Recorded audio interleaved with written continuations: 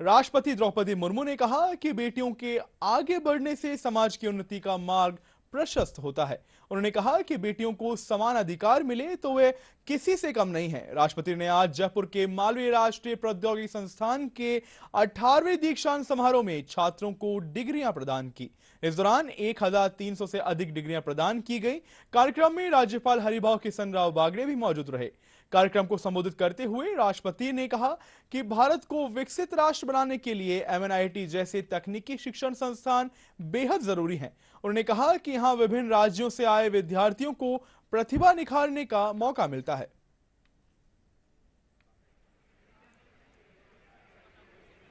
जो 20 स्वर्ण पदक दिए हैं उनमें से 12 पदक हमारी बेटियां ने प्राप्त किए हैं, जबकि उपाधि प्राप्त करने वाले कुल विद्यार्थियों में लगभग 29% है बेटियां। पदक विजेताओं में बेटियां का ये अनुपात इस बात का परिणाम है कि अगर उन्हें समान अवसर दिए जाए तो ये अपेक्षाकृत अधिक उत्कृष्टता हासिल कर सकती है। मुझे बताया गया है कि इस वर्ष का सबसे बड़ा प्लेसमेंट पैकेज एक बेटी को मिला है।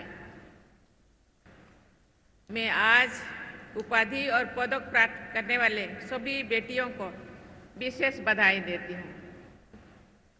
रिसर्च और डेवलपमेंट के क्षेत्र में महिलाओं की अधिक भागीदारी न केवल देश के सामाजिक और आर्थिक विकास के लिए महत्वपूर्ण है, बल्कि हमारी बेटियों के जीवन की गुणवत्ता में सुधार के लिए भी आवश्यक है।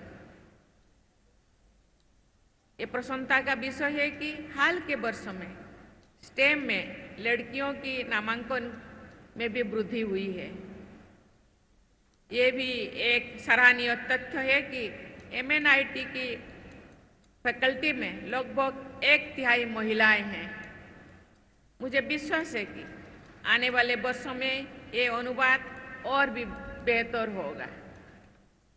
देवियों और स्वजनों, एनआईटीज की स्थापना गुणवत्तापूर्ण तकनीकी शिक्षा और अनुसंधान की बढ़ावा देने के लिए उद्देश्य है।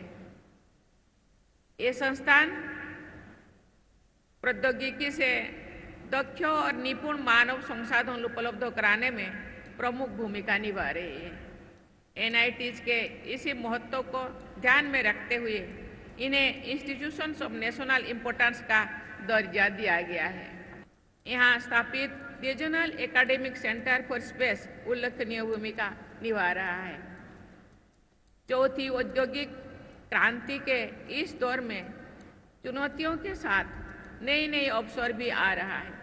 इन अवसरों का लाभ उठाकर भारत को टेक्नोलॉजी के क्षेत्र में अग्रणी राष्ट्र बनाने में हमारे तकनीकी संस्थानों की भूमिका अत्यंत महत्वपूर्ण है। एमएनआईटी में आर्टिफिशियल इंटेलिजेंस और डेटा इंजीनियरिंग विभाग की स्थापना इस संस्थान द्वारा समय की मांग है। अपने को ढालने की और प्रतिबद्धता को भी दर्शाता है। आपके इन प्रयासों के बल पर मेरा विश्वास मजबूत होता है कि एमएनआईटी उत्कृष्टता हासिल करने के लिए तत्पर है।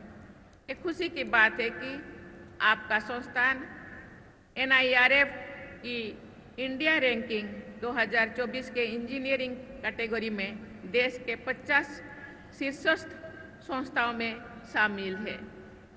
इसके लिए मैं संस्थान के निर्देशक, फैकल्टी मेंबर्स, विद्यार्थियों और पूरे स्टाफ को बहुत बहुत बधाई देती हूँ।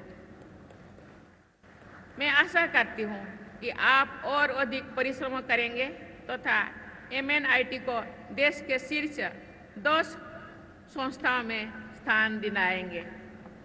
एमएनआईटी पिछले 10 वर्षों से ट्रिपल आईटी कोटा का मार्गदर्शन कर रहा है।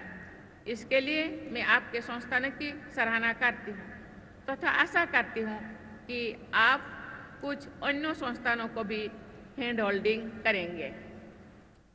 देवियों और स्वजनों, आज स्नातक होने वाले विद्यार्थियों भले ही इस संस्थान से चले जाएंगे, लेकिन यहाँ से उनका जुड़ाव सदा बना रहेगा। NITs के पूर्व विद्यार्थी देश विदेश की प्रतिष्ठित संस्थानों में जुड़े हैं। समारोह को संबोधित करते हुए मुख्यमंत्री भजनलाल शर्मा ने कहा कि विद्यार्थी नए विचारों के साथ समाज में परिवर्तन लाने का काम करें। उन्होंने कहा कि हमारी सरकार युवाओं के सर्वांगीण विकास के लिए युवा नीति लेकर आ रही है। कॉलेज के दिन आपके जीवन के सबसे अच्छे दिनों में से एक हैं। आप इन्हें भूले नहीं और अपने शिक्षकों और मित्रों को और संस्थान से हमेशा जुड़े रहने का काम आप करेंगे। आपने ऐसे समय में उपाधि प्राप्त की है जब दुनिया तेजी से बदल रही है और इस बदलती दुनिया में भारत अपनी प्रगति की गति से खास पहचान बना रहा है। यहां से आप एक ऐसी दुनिया में प्रवेश करने वाले हैं जो अवसरों से भरी है। यहां से आपकी ये कर्म यात्रा शुरू होगी जिसमें किए गए कार्यों की पहचान बनेगी। आज AI, machine learning, data science, नवीनीकरण ऊर्जा जैसी नई तकनीकी उभर रही हैं। इन बदलावों का असर केवल किसी उद्योग पर ही नहीं बल्कि पूरे समाज के अंदर इसका असर पड़ता है।